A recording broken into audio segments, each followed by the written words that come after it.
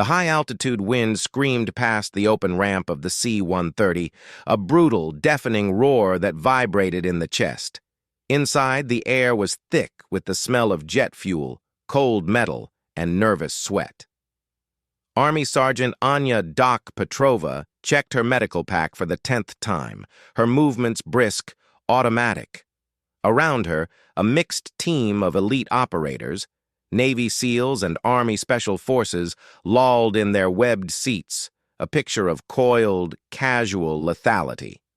Their banter was short, a language of nods and grunts. To them, Anya was part of the scenery, a necessary piece of gear labeled medic. She was used to it. Her job was to patch them up if things went south, not to be one of them. The mission was a high-stakes reconnaissance and capture operation in the jagged, snow-dusted Hindu Kush. But intelligence pointed to a high-value target holed up in a remote village clinging to a mountainside at over 10,000 feet.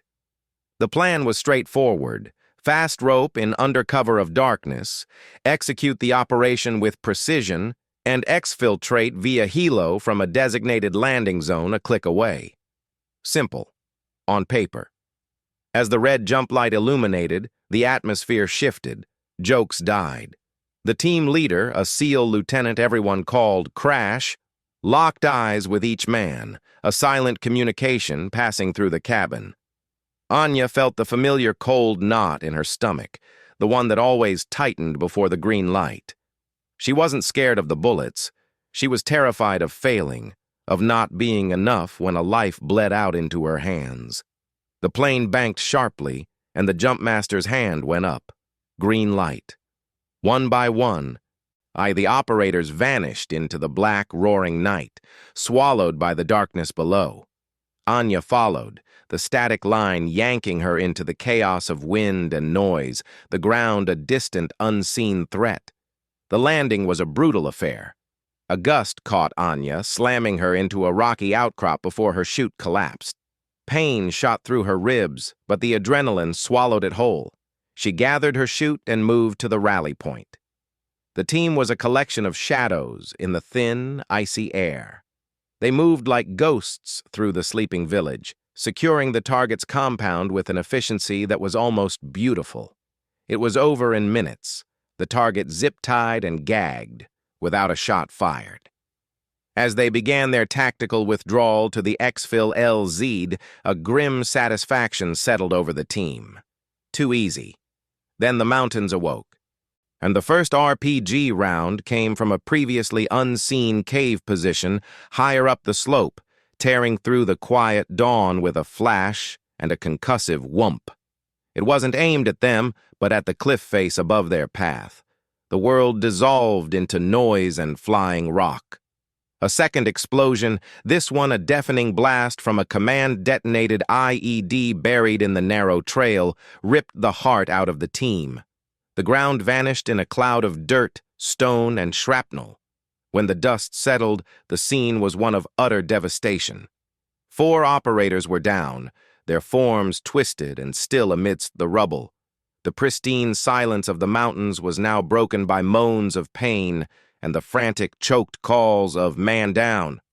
The tactical success had evaporated, replaced by a fight for survival against the terrain, the clock, and unseen attackers still perched above them.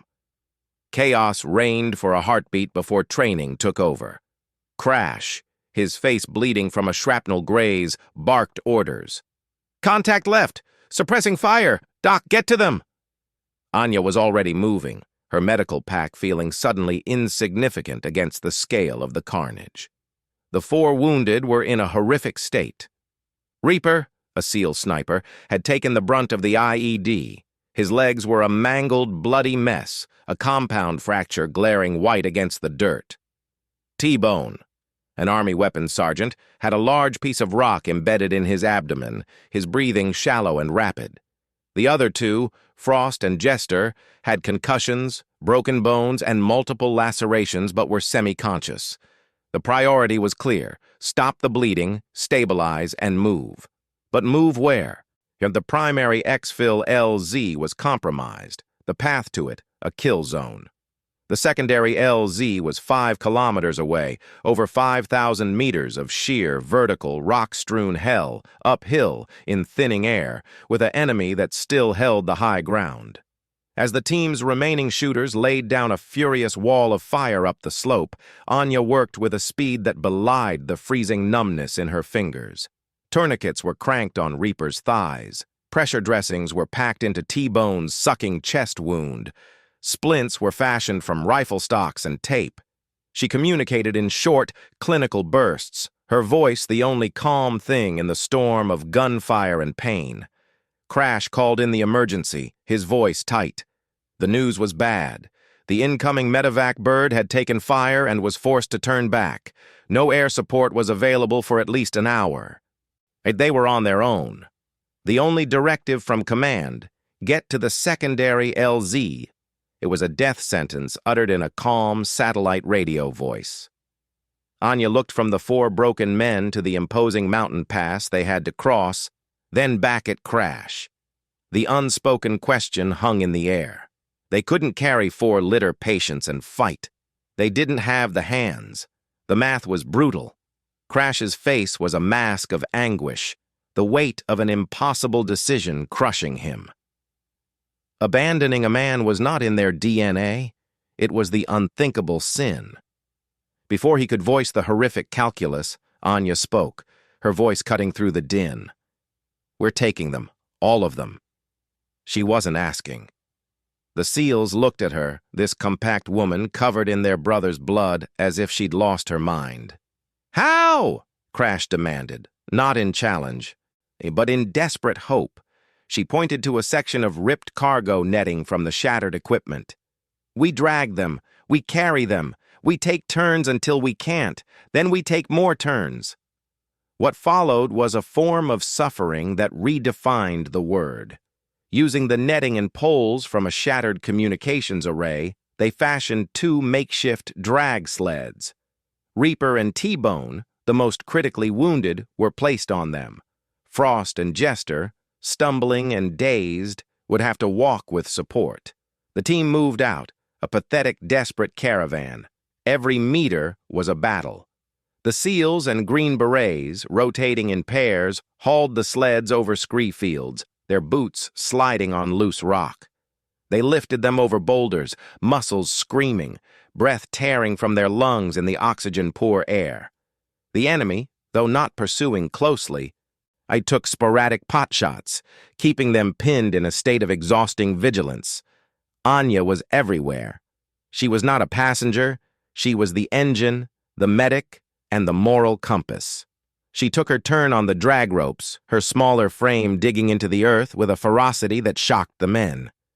When not hauling, she was moving between the wounded, checking tourniquets, administering morphine from her dwindling supply, whispering encouragement that was as vital as any medicine. Look at me, Reaper. Stay with me. Your kid's waiting. Just breathe. For T-Bone, she kept constant pressure on his wound, her hands numb and slick with blood. She bullied Frost and Jester to keep putting one foot in front of the other, her voice a relentless, gentle force. After the first kilometer, the sheer physical toll began to break even these supremely fit men. The altitude was a thief, stealing their strength, their coordination, their will. A SEAL named Vegas stumbled to his knees, vomiting from exertion. Crash's eyes were glazed with fatigue. The sleds felt like they were filled with lead. Doubt, cold, and suffocating began to seep into the group. The secondary LZ felt like a myth. It was in this moment of collective faltering that Anya truly took command. She stepped into the harness of Reaper's sled, a man who outweighed her by 100 pounds, and leaned forward. "Give me the rope," she said, her voice ragged but firm. A SEAL tried to protest. She fixed him with a stare that held no room for argument. "Now!" And she began to pull, alone. Her progress was agonizingly slow, a torturous shuffle of a step, a breath. That's another step. The rope cut into her shoulders. Her world shrank to the burning in her lungs, the fire in her legs, and the sound of Reaper's ragged breathing behind her. She did not stop. She did not look back. One of the SEALs, watching this woman, this medic, literally drag his brother up a mountain through sheer force of will, felt a surge of something akin to awe. Without a word, he and another found a last reservoir of strength and rejoined her, the rhythm of their suffering renewed. The final kilometer was a blur of agony and delirium. The secondary LZ, a small, rocky plateau, was the most beautiful sight none of them could properly focus on. As they collapsed into a defensive perimeter, the whump, whump, whump of Black Hawk blades echoed through the valley. The cavalry had arrived. The medevac team, a whirlwind of efficiency, then descended upon the wounded. Anya, now a small, crumpled figure against a rock, mechanically relayed triage details, casualty statuses, and treatments given in a flat, exhausted monotone. Her uniform was torn, stained dark with blood and dirt, her face smudged and pale. As the most critical, Reaper and T-Bone were loaded first. Before they lifted Reaper's litter, he managed to reach a grimy, trembling hand out, finding Anya's arm. His eyes, wide with pain and drugs, locked onto hers. No words came out, just a choked sound of profound gratitude. He held on for a second, then his hand fell away as he was carried into the bird. The team, those still standing, loaded up in a daze. Anya was the last to board. As the helicopter clawed its way into the sky, leaving the Nightmare Mountain behind, a heavy silence filled the cabin, broken only by the roar of the engines and the hiss of the medical oxygen. Back at the forward operating base, under the sterile glare of the aid station lights, the adrenaline finally bled away, leaving a deep, hollow exhaustion. The wounded were rushed into surgery. The rest of the team sat on benches, mechanically cleaning weapons, their movements slow. The usual post-op debrief chatter was absent. Crash stood apart, staring at the floor. The mission was a tactical success. The target was in custody, but it felt like a Pyrrhic victory, haunted by the cost. Later, in the makeshift mess hall, Anya sat alone, pushing food around a tray. She was physically shattered, every muscle protesting. One by one, the operators approached. Not with boisterous thanks, but with a quiet, almost reverential gravity. A SEAL placed a cup of hot coffee next to her tray, giving her shoulder a firm, wordless squeeze. Another simply nodded as he passed, his eyes holding a message that no military jargon could convey. Crash finally walked over and sat down across from her. He looked at her for a long moment, this woman who had been just Doc, a faceless support element on a manifest. He thought of her dragging Reaper, of her calm under the storm of metal, of her refusal to accept the inevitable. "Petrova," he began, his voice rough. He struggled to find the words. "What you did back there. I've never seen anything like it. You didn't just save their lives. You carried us, all of us." He paused, the honesty stark in his tired eyes. "I owe you an apology.